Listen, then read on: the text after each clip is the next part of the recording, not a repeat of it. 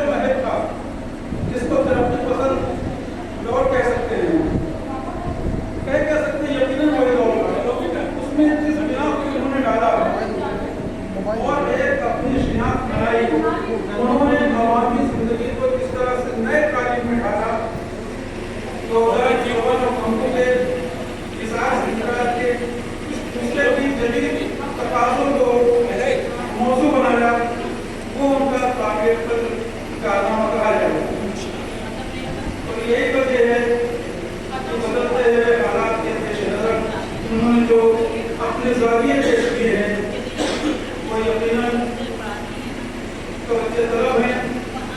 انسانیت کے لیے مثال ہیں، ان پر توجہ کر کے مسائل کو سمجھ کر اور ہم مسائل کی حل کی طرف بڑھ سکتے ہیں۔ میرا کہنا ہے کہ افسانہ پڑھ کر بھول جانے کی چیز نہیں ہوتا ہے، افسانہ پڑھ کے بھول جانے کی چیز نہیں ہوتا ہے، بلکہ اس سے کچھ سبق ملتا ہے، اس سے مجھے فیصلہ کرنا ہوتا ہے کہ آگے ہمیں کیا کرنا چاہیے۔ لیکن یہ میں نے دیکھا ہے عمومی طور پر لوگ کس طرح سے اشعار سن کر واہ واہ کہہ کر گھر چلے جاتے ہیں، اس کو بھول جاتے ہیں، لیکن اس کے اندر کچھ بات چھپی ہوتی ہے جو آدمی کو چبھتی ہے، محسوس ہوتی ہے، اس کو وہ اپنے انداز میں پیش کرتا ہے۔ ظاہر سی بات ہے کہ اس کا سب سے بات رہتا ہے، لیکن ہم لوگ سب سے بات کی طرف نہیں بڑھتے ہیں، جبکہ افسانہ لکھنے کا، کہانی لکھنے کا، ناول لکھنے کا مقصد ہوتا ہے کہ کوئی مسئلہ ہے درپیش جس کا علاج ہمیں چاہیے، انسانی قدروں کی جو پامالی ہوتی ہے خاص کر اس پر آدمی کا دل روتا ہے، تو تب وہ قلم اٹھاتا ہے، وہ اپنے دل کی بات، اپنے جذبات کو کاغذ پر لکھتا ہے اور اس کو کس انداز میں، کس تاریخ میں پیش کرتا ہے، وہ افسانہ بنتا ہے، کبھی ناول بنتا ہے، کبھی ڈرامہ بنتا ہے۔